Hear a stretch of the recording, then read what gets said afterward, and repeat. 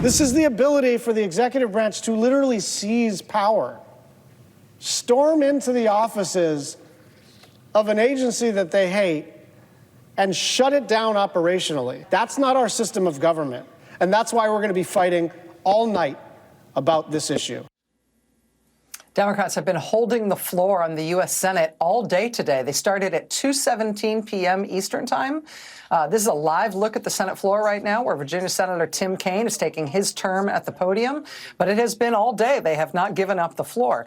You heard Senator Brian Schatz of Hawaii say there at the top that they're going to be fighting all night about this issue.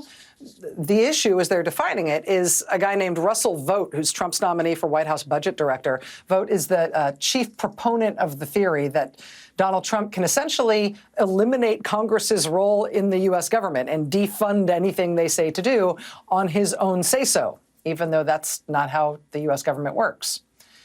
Well, tonight, Democrats are using the rules of the Senate. They're using the rights of the Senate minority to take up as much time as they humanly can to slow down Vought's nomination as much as they possibly can. The other point of what they're doing here, of course, is to draw the American people's attention to just how radical this nominee is and why he should not be confirmed and why what he proposes as our new form of U.S. government would not be the democracy and the tripartite split system of government that makes us who we are. The first Democratic senator to announce he would really throw his body into the gears of the government like this was Senator Brian Schatz of Hawaii. Earlier this week, he said he would block all State Department nominations until Trump reversed his attack on U.S. humanitarian aid. Right now, individual other Senate Democrats have followed that strategy. Senator Chuck Schumer is suggesting to Democrats that they should be taking that strategy broadly with all Trump nominees. And tonight, holding this Senate floor, they're really taking this strategy, which Schatz first announced, and running with it as far as they possibly can. Joining us now from the Senate is Senator Brian Schatz, Democrat of Hawaii. Senator Schatz, I appreciate you stepping off the floor and being with us. I know it's been a long day and it's going to be a long night. Thanks, Rachel, for covering this. I appreciate it. Let me ask how you and your colleagues are holding up and what ultimately you think will be the result of holding this floor all evening tonight. Well, we're fine. There's going to be 37 of us talking. We will not relinquish the floor for 30 hours until the final vote on Mr. Russ Vought. And you've said it exactly right. Russ Vought is an unusual Office of Management and Budget nominee. This is a job you shouldn't know the name of the person running the OMB, but he is actually one of the authors of Project 2025, and he has a very specific view of OMB. He basically thinks the OMB director should be the king's hand and represent the president in all things throughout the government, legislative, executive branch, wherever. He was the architect of the federal funding freeze that happened last week, where Medicaid portals were shut down, where Head Start was shut down, where construction projects were shut down.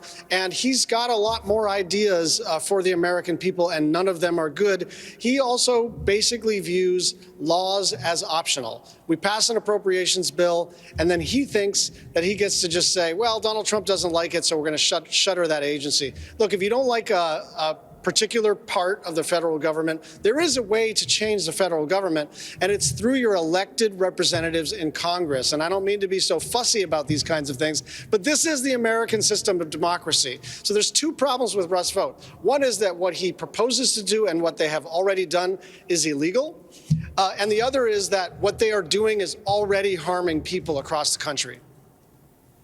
The first part of that, the illegal part of that, I think is sticking in everybody's craw, because it used to be when credible people who know the law pointed out that something is illegal, it was part of a sentence in which you were saying, you can't do that because it's illegal. What we're seeing over and over again in this second Trump term, particularly from ideas that sprung from the brain of people like Russ Vought, is that they are doing things that seem plainly illegal, and yet they are still doing them.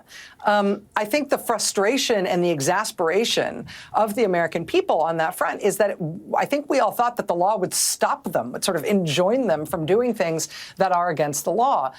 How should we understand that tension, that lack of what's allowed them to do this stuff that feels so lawless? Be angry, but don't give up. because what they want you to believe is that the law doesn't apply to them. Now, it's true that if they flood the zone and violate the law in multiple areas, it actually takes time for the court system to stop them. But last week, there was an injunction that was made final this week against the spending freeze. They also rejected the United States government's stupid argument about birthright citizenship. So one of the things that we need to do is not concede that this president and this president only is unconstrained by the law. He's going to try to violate the law in multiple places, but we have to not concede the point that when he writes an EO saying, for instance, I'm going to get rid of the Department of Education or the Bureau of Indian Education or the USAID Department, like, he can't do that. He may be able to do tons of damage in the meantime, but eventually most, if not all of these things will be overturned in a court of law, and they've got to follow it. It's also true, and you know this, Rachel, that the courts are tilted in Donald Trump's favor, but that's when it's a relatively close call, when there is a clear statute that they're violating. Even conservative judges and justices have batted them down. So we need to be furious, we need to be alarmed, but we need not to be despondent and act as if this person has already been installed as a monarch. We've got to fight, we've got to be vigilant, we've got to understand what happened in places like Belarus and elsewhere, and Turkey, but we cannot give up. It's way too early to give up, and one of the things that gives me the most hope over the last week is that people are starting to show up in 3 dimensions at the Treasury building, across the state of Hawaii, across the country. It's not the resistance. It's not going to be pink hats again. It's not going to be the same vibe. But there is a citizen movement now to take our country back. And once we're starting to see each other, we're starting to think, okay, it's going to take people in the legislative branch fighting. It's going to take smarter political operatives. It's going to take people in the media. It's going to take people in the civil service refusing to obey illegal orders. And it's going to take citizens everywhere supporting all of those efforts. Well, your fury and your alarm on this led you to say that Democrats needed to be doing more than they were already doing. They needed to be taking more extreme measures. You have been pushing your own party to take the kind of steps that you're taking tonight with leading this effort in the Senate. And for that, you unfortunately are going to be cursed with lots more invitations to be on cable news. So say yes more often, Senator. We need you at times like this. Thank you for being here tonight. Thank you.